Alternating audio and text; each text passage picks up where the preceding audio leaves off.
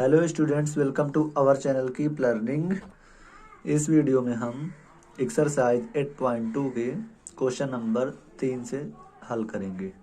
ठीक है, तो चलिए क्वेश्चन पढ़ते हैं। दिया है यदि tan a प्लस बी बराबर √3 और tan a माइनस बी बराबर 1/√3 और यहाँ पे दिया गया है कि a plus be greater than 0 and less than और इक्वल टू 90 अंश।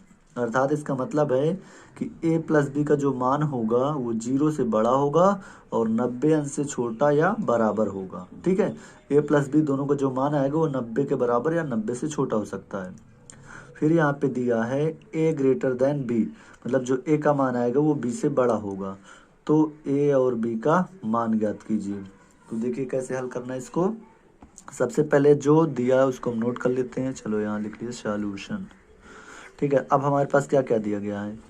दिया है पहले a प्लस बी बराबर √3। देखिए बहुत आसान सवाल है, आसानी से समझेंगे। तो यहाँ हम लिखेंगे a प्लस बी, सॉरी यहाँ पे tan भी है, tan यहाँ पे भी हम लिख देते हैं tan। तो tan a प्लस बी बराबर क्या दिया, √3। अब आप ये बताइए कि tan अंडर रूट जो 3 है वो tan में कितने डिग्री का मान है।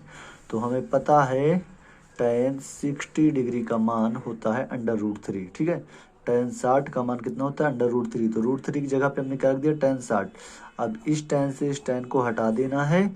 क्या बचा हमारे पास, a प्लस बी बराबर 60 अंश, इधर 60 बचा, इसे डाल दीजिए इक्वेशन फर्स्ट। ठीक है, अब फिर आगे दिया है ये, यहाँ से ये नोट करेंगे tan a माइनस बी बराबर 1/√3। ठीक है, तो अब ये इसे ऐसे ही लिख दो, tan a माइनस बी बराबर 1/√3। tan में कितने अंश का मान है, tan 30 अंश का। tan 30 का मान क्या होता है, 1/√3।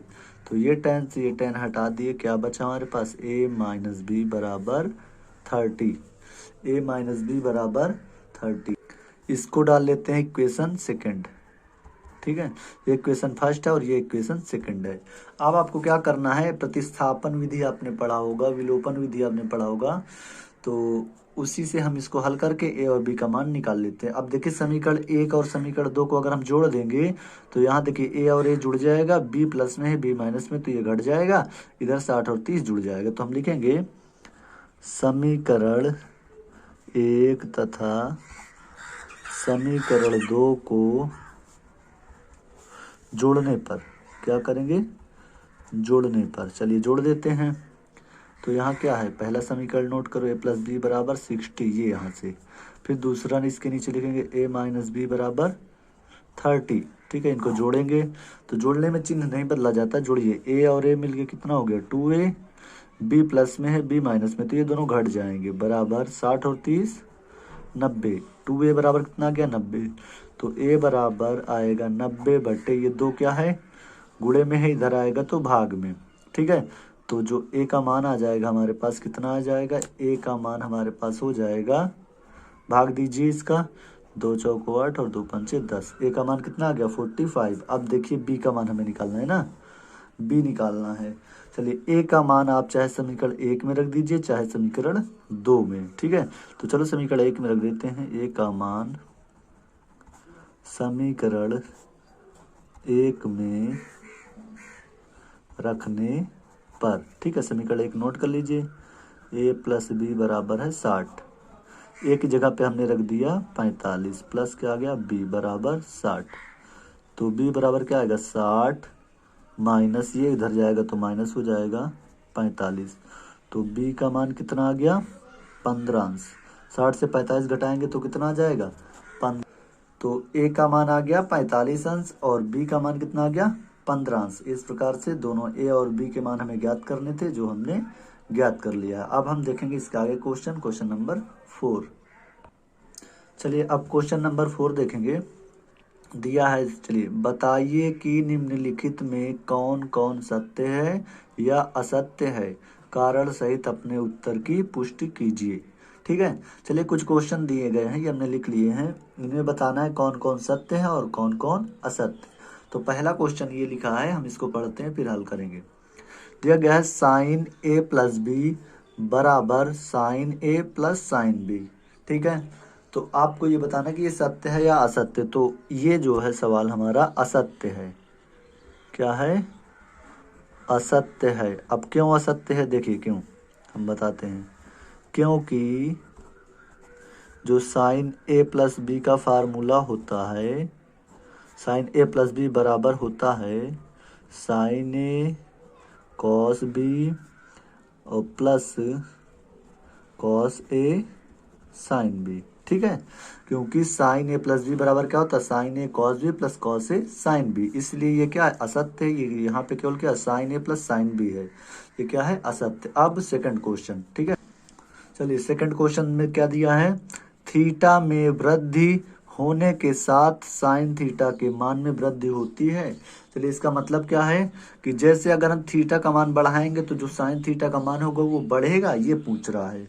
तो ये सत्य है। क्या है? सत्य है। क्यों सत्य है देखिए, क्योंकि अब देखिएगा यहाँ पे साइन, अगर हम थीटा 0 लेते हैं तो इसका साइन 0 का मान कितना होता है? 0।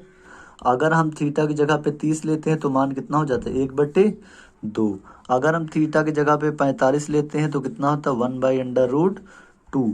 अगर हम थीटा की जगह पे 60 लेंगे तो क्या हो जाएगा? 60 अंश। ठीक है, ये क्या है? 60 है।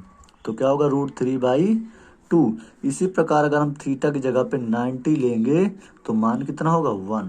तो देखिए जैसे जैसे हमने थीटा बढ़ाया वैसे वैसे इसका मान भी क्या हो रहा है? बढ़ रहा है। पहले 0 था साइन 0 का, फिर 0 से 1/2 आधा हो गया, ये साइन 30 का है, फिर साइन 45 का 1/√2, ये 1/2 से ये बड़ा है, फिर साइन 60 का मान √3/2 आया, ये इससे बड़ा है। ठीक है, तो हर बार क्या हो रहा है? मान बढ़ जा रहा है। जैसे जैसे हम थीटा बढ़ा रहे हैं हमारा मान भी क्या हो जा रहा है? बढ़ जा रहा है। इसलिए क्या है? सत्य है। चलिए अब क्वेश्चन नंबर थर्ड है इसका। ठीक है, थर्ड देखिए थर्ड क्वेश्चन में कह रहा थीटा में वृद्धि होने के साथ कॉस थीटा के मान में वृद्धि होती है। तो ये हमारा असत्य है। क्या है ये? असत्य है। ठीक है, ये असत्य है। क्यों? क्योंकि अब यहाँ पे अगर हम इसको देखेंगे, ठीक है, तो साइन 0 का मान क्या होता है? सॉरी, यहाँ पे साइन नहीं रहेगा, यहाँ कॉस है, कॉस की बात करें तो अगर हम 0 की मान देखें तो कॉस 0 का मान कितना होता है? 1 होता है। और फिर कॉस 30 देखेंगे तो कितना होता है? √3/2, √3/2। ठीक है, कॉस 45 देखेंगे तो कितना होता है? 1/√2। यहाँ पे देखिए उल्टा है, पहले cos 0 हमने लिया था तो मान 1 था, cos 30 लिए तो √3/2 हो गया, cos 45 लिए तो 1/√2 हो गया। तो इसमें क्या हो रहा है? हर बार मान घट रहा है। क्या हो रहा है? थीटा जब हम बढ़ाते हैं यहाँ पे 0 से 30 किए तो 1 से √3/2 हो गया, √3/2 1 से छोटा है, और 30 के बाद हमने 45 लिया तो 1/√2 हो गया, ये 1/√2 इससे छोटा है। तो क्या हो रहा है? यहाँ पे अपोजिट है। ये इसलिए असत्य क्योंकि इसमें कहा था थीटा में वृद्धि होने के साथ साथ कॉस थीटा के मान में वृद्धि होती है। तो ये असत्य है क्योंकि कॉस जैसे जैसे थीटा हम बढ़ाएंगे उसके मान में क्या होगी? कमी होती है। ठीक है, तो ये क्वेश्चन आ गया। चलिए चौथा देखते हैं। यह थीटा के सभी मानों पर साइन थीटा बराबर कॉस थीटा है। तो ये भी क्या है? असत्य है। क्यों असत्य है देखिए, असत्य है क्योंकि अगर हम यहाँ पे थीटा की वैल्यू कुछ भी आप ले लीजिए, 30 ले लें और इधर भी 30 ले लें, तो यहाँ साइन 30 का मान कितना होता है? 1/2, और कॉस 30 का मान कितना होता है? √3/2। देखिए अब थीटा के सभी मानों पे ये क्या है? बराबर नहीं आ रहा है, इसलिए क्या है? असत्य है। हाँ, सिर्फ एक मान के लिए बराबर होगा। अगर हम यहाँ 45 रखें तो ये दोनों का मान 1/√2 आ जाएगा, लेकिन इसमें बात कर रहा है कि थीटा के सभी मानों पर ये बराबर हैं, तो ये थीटा के सभी मानों पर बराबर नहीं है। ठीक है, अब लास्ट क्वेश्चन देख लेते हैं। क्या है? a बराबर 0 पर कॉट a परिभाषित नहीं है। तो चलिए कॉट देख लेते हैं। कॉट और a की जगह पे क्या रखेंगे हम? a की जगह पे क्या रखना है? 0। तो बताइए कॉट 0 का मान क्या होता है? अपरिभाषित। क्या होता है? अपरिभाषित। तो यही तो कह रहा है कि ये परिभाषित नहीं है। ठीक है, अपरिभाषित का मतलब क्या होता है? हमने बताया था इनफाइनाइट, अनंत, जिसका कोई अंत नहीं है, जिसे इसे अपरिभाषित कहा जाता है। तो ये क्या है हमारा? ये सत्य है।